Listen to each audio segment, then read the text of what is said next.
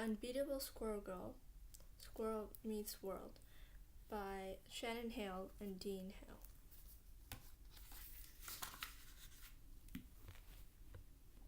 1. Doreen. Footnote 1. Hey, that's me. I'll be reading this book along with you if you don't mind. If you do mind, just pretend those adorable little numbers are word hats and ignore these footnotes. Doreen Green likes her name. 1. It rhymed. 2. Doreen was a combo of her parents' names, Dor plus Maureen. 3. Her initials, D and G, were both big, sweeping letters you could form with a squirrel tail, if, for example, you happen to have one, which Doreen totally did. 2. Footnote number 2. It's true. I was totally born with a squirrel tail. All I'm saying, said Doreen Green, is this neighborhood better be chock filled with squirrels. It will be, said her mom, who looked similar to a lot of other moms you've probably seen around, i.e., human with no squirrel tail. If you ignore the tail, Doreen also looked similar to a lot of humans you've seen around. Specifically, this human was a 14-year-old of the female variety, with pale, freckled skin and red hair that never grew longer than her jaw. Also, her 2 front teeth were a little longer than their neighbors. She had to gnaw on things to keep them from getting even longer. Things like logs. Footnote number 3. Logs. Nature's crackers. Maple logs are my favorite, fresh with syrup. JK, I don't eat logs. That would be weird. I just chew on them to keep my front teeth trim, which isn't weird at all, if you're me. Chock full of squirrels, Doreen repeated. I researched the area before we moved, sweetie, and there isn't a neighborhood in New Jersey that isn't teeming with squirrels, said Maureen, or any neighborhood in most any climate anywhere in the world. Actually, squirrels get around. Yeah, squirrels are awesome. They were unpacking boxes in their new house, which smelled a little damp, like an overturned pile of leaves, and not at all familiar. Maureen was stacking her towels and sheets in the hallway linen closet. Doreen was perched on the curtain rod. Doreen was perched on the curtain rod above her window, tapping a poster of She-Hulk onto the ceiling. One time, when Doreen was little, she and her mom were walking down a sidewalk in Los Angeles, and she saw She-Hulk punch a truck full of bank robbers. Footnote number 4. One time I saw She-Hulk walk into a smoothie shop, but the punching a truck to make it stop was more memorable. In New Jersey, there was little chance Doreen would happen upon She-Hulk. Her new home was closer to the Avengers, of course, since the superheroes were based in New York, but they were still a whole state away. Can you put this on your mattress? Asked Maureen, tossing her daughter a sheet. Doreen leaped off the curtain rod, caught the sheet in an airborne somersault, and landed feet first on her bed. The Avengers on the sheet were washed out.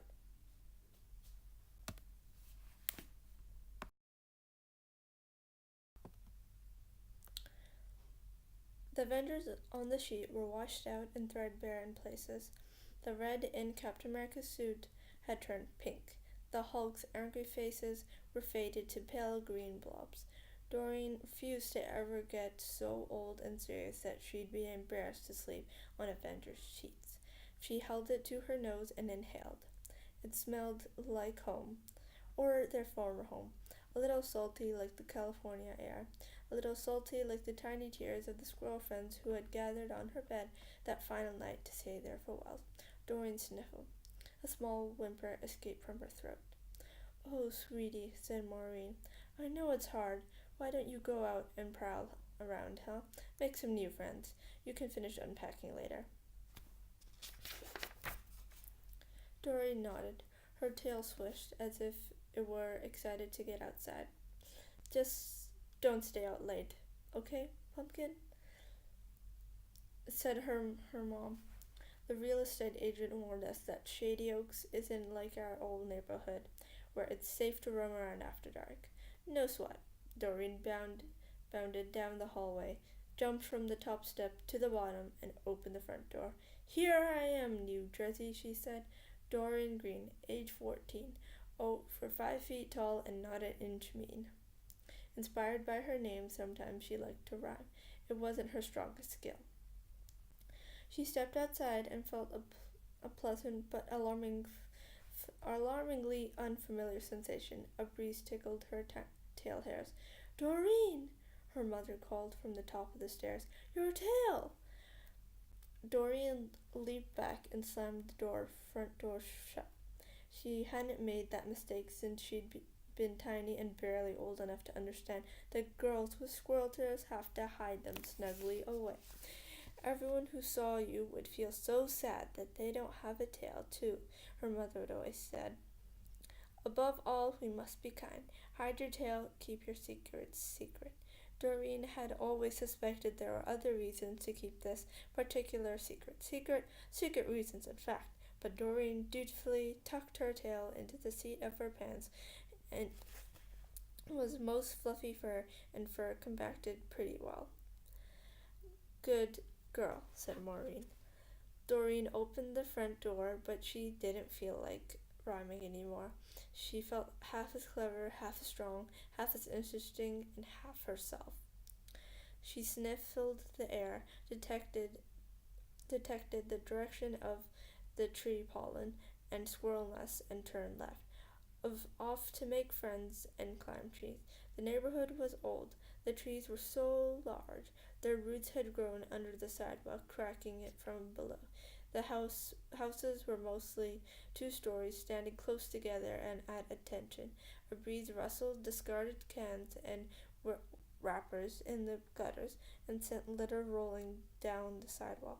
The tree smells led Doreen to a large neighborhood park, a soccer field where there was crawling with kindergartners kicking in the general vicinity of a ball and occasionally at each other.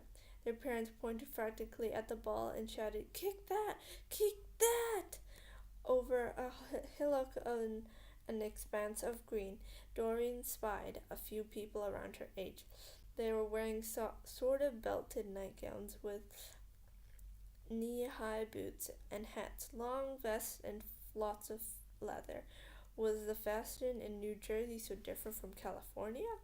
Their apparent leader was a kid with a deep brown skin.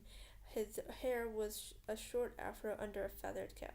He sported a terry cloth cloak and kept yelling out, Forsooth, forsooth! Doreen had never met anyone in a towel cape yelling forsooth before. She was intrigued. And now you walk a narrow stone bridge over a lake of bubbling lava, he was saying. The others, creatively dressed teens, began to step carefully through the glass because it was just grass, not lava. Though Doreen caught herself looking to make sure.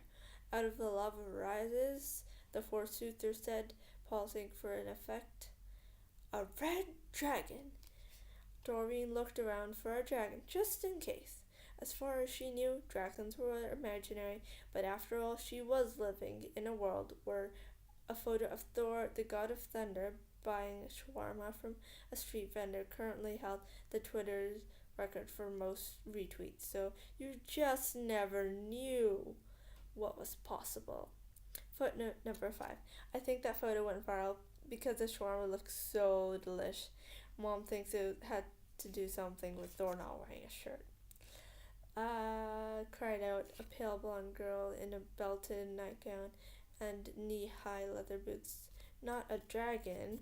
I choose to fight it, cried out another girl in a belted nightgown, her black hair full of ribbon braids. She raised a sword. Yonder scaly finds hide would decorate my mead hall. Hey there, said Doreen. You guys look and sound really interesting, and I would like to be your friend. They all stared at Doreen, frowning. This was not the reaction Doreen had hoped for. Footnote number 6. Ideal reaction. Yes, please. We've been hoping to find someone exactly like you would find us here so we could make her our BFF or something. I'm not sure. I'm not super particular. The four soothers stepped forward. I am the baron of this domain. You maiden are trespassing. Go on your way, or you may summon the wrath of our guardsman, the he-giant Derek Facepunch. The tallest of them hit his palm with his fist in what Dorian was supposed to be a menacing gesture. Dorian smiled apologetically for not feeling menaced. So, said Dorian, are we friends now, or... Begone, said the four-Susan Baron. Now, back to our adventure. Lady Blightbringer, D-Law, Poison Arrow, slay the dragon. Yay! Screamed Lady Blightbringer. She slashed at the air with her sword. Okay, Doreen whispered. As she turned to leave, one of the boys jogged over to her. Hey, hi, sorry about that, he whispered under the noise of Lady Blightbringer attacking the imaginary dragon.